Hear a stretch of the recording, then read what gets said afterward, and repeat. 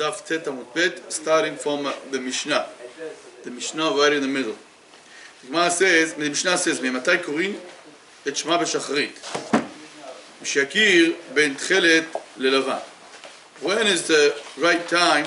Now, up till now, we discussed about the laws of Kriyat Shema at night. Me'matai korin et Shema b'arvit. Now, this Mishnah will teach us when is the time.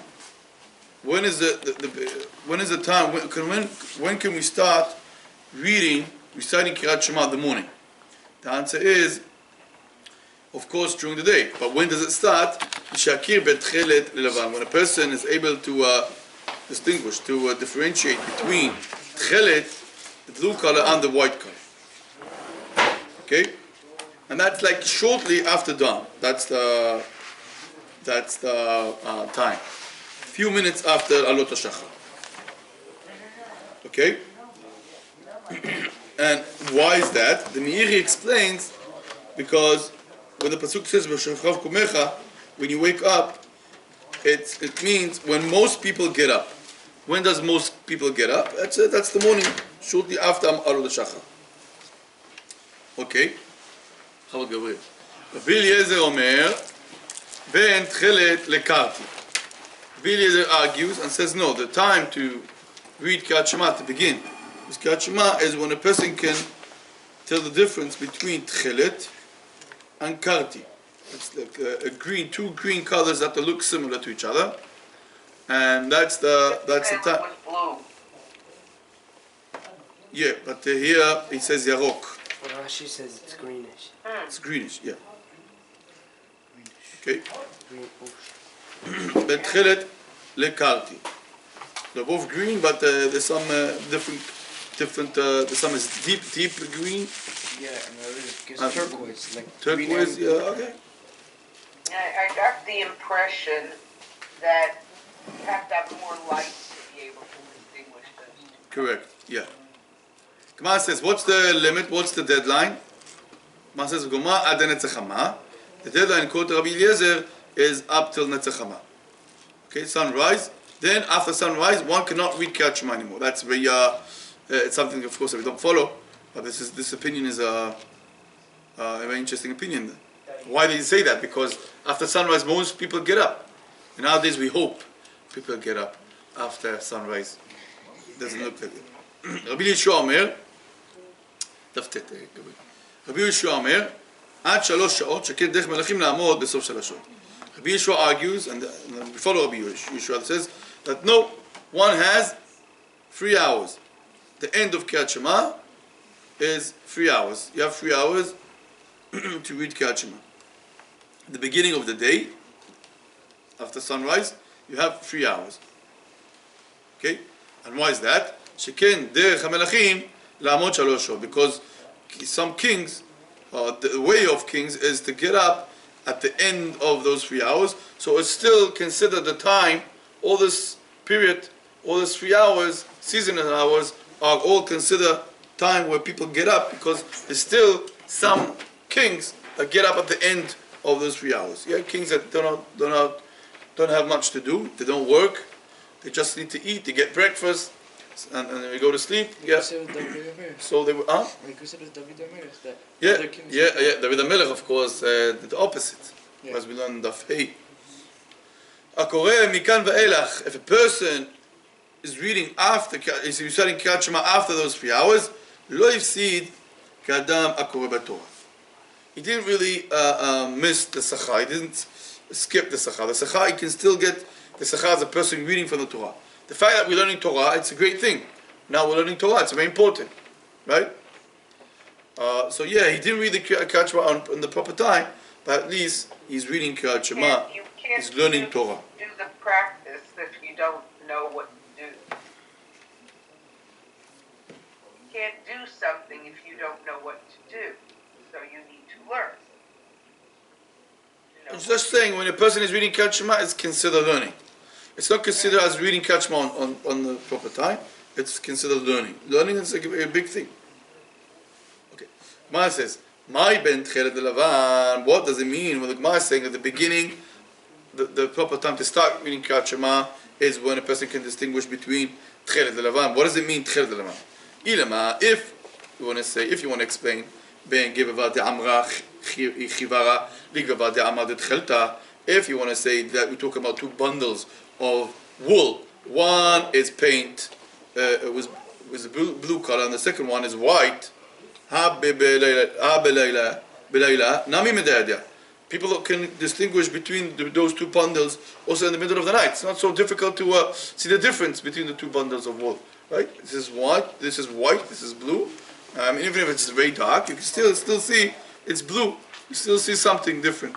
So you can tell the difference. So of course we cannot say that we're talking about two bundles of wool. Perhaps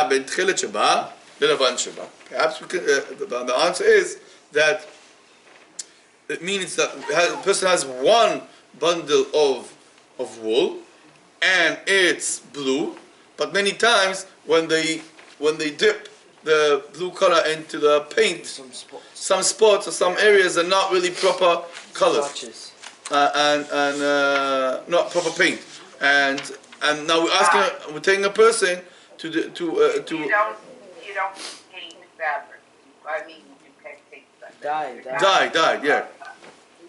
So so in that case, if a person can tell the difference between the blue color and the white color, then it's a sign that he can start reading Kriyat Shema. Okay, let's look at Tosfot up there. It's a very important Tosfot. Yitzchak, read the Tosfot on the top, on the very beginning. אלא בין תחילת דרך, כן? אלא בין תחילת שבה. לא. בפרש רש"י צמר צבוע תכלת ויש מקומות שלא עלה שם הצבע שפיר. Okay, so that's what we explain now. Rashi says, what does it mean to differentiate between the blue area and the white area? It means in one single bundle, where some places most places are blue, and there's some spots of white. If a person can tell the difference, can see the difference, that means that it's on the same cloth. On the same cloth, on the same, קשה. וקשה דאמרים במלכות רב עלה מצווה זו שבה תלוי מצווה אחרת, ואיזו זו קריאת שמע, כי דתנן עד שיקר בין תכלת ללבן. ויקה היה גזעת צמר. ויקה היה גזעת צמר, אין התלויה בציצית. ועוד בלילה נמי פעמים. יכולים לראות צמר שאינו צבוע כדרכו. So Tosfot has two questions. First question, he says, we learned Gemara Menachot that says that that once he looks at the strings or a mitzvah, it reminds him on a different mitzvah, and that's reminding of Kriyat Shema. So in Koto, Rashi says, if you just take a random strings and then you say you know the difference, but that's not the mitzvah. That's a mitzvah. If you say tzitzit, then it makes sense.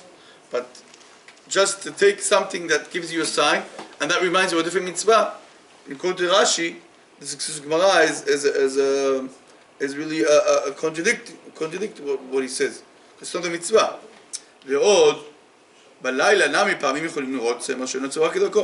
So the second question is a more technical question. He's saying technically a person can really see the difference, even if it's one bundle and most of this bundle is blue and some spots are white, you can still see the difference. That's the reality. Just arguing about the reality. Okay, ויש לומר, על כן יש לו מפרש. על כן יש מפרש בין תכלת שבא בציצית שהיה קבוע בו תכלת וגם שני חוטים לבן ועושים בו חוליה של תכלת או חוליה של לבן. So therefore Tosfot argues with Rashi and explains that here we're talking about tzitzit, that there's two strings that are combined together and it's a mitzvah, and you have to tell the difference between the blue color and the white color. Okay? So we have a difference You there. have your tzitzit and you've got the tchelet there. Correct. Nachon. All the white. All Yep. the white is tzitzit. And if you can discern which one's the one with the tchelet, it's Correct. early enough. Yeah. יאללה. תניא, רבי מאיר אומר, שיכיר בין זאב לכלב. The Gemara will bring few more opinions regarding this halacha of Kriyat Shema. When is the beginning? When can a person start read Kriyat Shema? Rabbi Meir Omer, "V'shakir bezev lekelev." When a person can tell the difference between a wolf and a dog, and again we talk about a dog that is a wolf type, like husky or something like that, that looks similar to a dog, wild dog, then you can tell the difference between those two animals. Then that's a sign that it's day, and you can read Kriyat Shema. It's not day. It's time where it's considered getting up, and then you can read Kriyat Shema. Rabbi Akiva Omer, ben chamor le'arod, when you can tell the difference between two types of donkeys. There's donkey, the regular donkey, and there's another donkey called chamor abar. That's the same family, but not exactly. That from before wild donkey. Wild donkey maybe, yeah. Ahaim אומרים, ושואל את חברו, דלת אמות בקרנו. Ahaim says that the time is when you can recognize your friend from a distance of 4 amot, and you can recognize him. In that case, you can read Kriyat Shema. And Tosfot says, doesn't mean any person. If it's your best friend, then you can recognize him even from far away. And if it's a person that you rarely see, like once in a while, then even if it's less than 4 amot, maybe it will be difficult to recognize. But therefore, the Tosfot says, based on Yerushalmi, we're talking about a case where the person is half. Either it's his friend, but once in a while he comes to visit his hotel, or he comes to visit him, and once in a while, that's the type of a friend that we're talking about here. Amar Rav Huna, halacha k'acharim. We follow acharim. Therefore, Kriyat Shema, when is the time to read Kriyat Shema? It's when you recognize your friend from a distance of 4 amot. The Gemara says, Amar Abaye, לתפילין כאחרים, לעניין קריאת שמע, ותיקין. אמר רבי יוחנן ותיקין, היו גורמים אותה עם הנצח חמה. The Gemara says, Abaye argues and says, no, we follow אחרים, but not regarding קריאת שמע, regarding תפילין. So the halacha is, that's what we follow. When is the right time to wear tefillin? When you recognize your friend from a distance of 4 amot. Why? Oh, I see you. Let me put my tefillin on. Correct. Yeah. In those days, today we don't need it, of course. We have the calendar. But why is it? What we know, many times we learn that tefillin, you can wear tefillin at night, right? According to the Torah, one is allowed to wear tefillin during the night. The reason why we say, the reason why the rabbis institute not to wear, maybe we'll person before asleep and then we'll pass gas, yes. But so tefillin, we that's why we don't wear tefillin at night. So when can we wear tefillin during the day? So which when you recognize your friend. Why is that? There's 2 reasons. Rabbeinu Yonah and another chacham. Rabbeinu Yonah says that Mishakir et Chavero. It says that it says there's pasuk.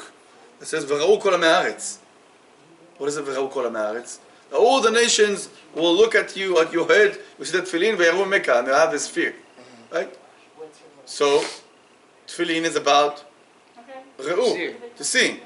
That's why when you can recognize a friend, then you have to. Then it's the proper time to wear tefillin. Because then you can recognize. V'ra'u kol ha'me'aretz, exactly. Yeah. Then people can see each other. Okay, beautiful. That's Rabbeinu Yonah. Okay. Let's continue. But I'm confused. If going by that pasuk, that it said that you have to do that when it's like first seen. Why is it in Torah? Why is it mutar to put on tefillin at night? No, one is allowed to wear tefillin. The proper time to wear. Yeah, one is allowed to keep it tefillin on. What is it? Yeah. One says, but Kriyat Shema, it's vatikin. What is vatikin? At the right before a certain type of. Huh? Right before Netzach Hama. Shortly before Netzach Hama. Vatikin are the people that daven early. Yeah, vatikin is humble people. Humble people. That's mean vatikin. Okay. And the mitzvot are precious to them. Okay. So they have to read Kriyat Shema shortly before Netzach Hama in order for them to pray at Netzach Hama. Why is it so important to pray Netzach Hama? There's a pasuk. What does the pasuk say?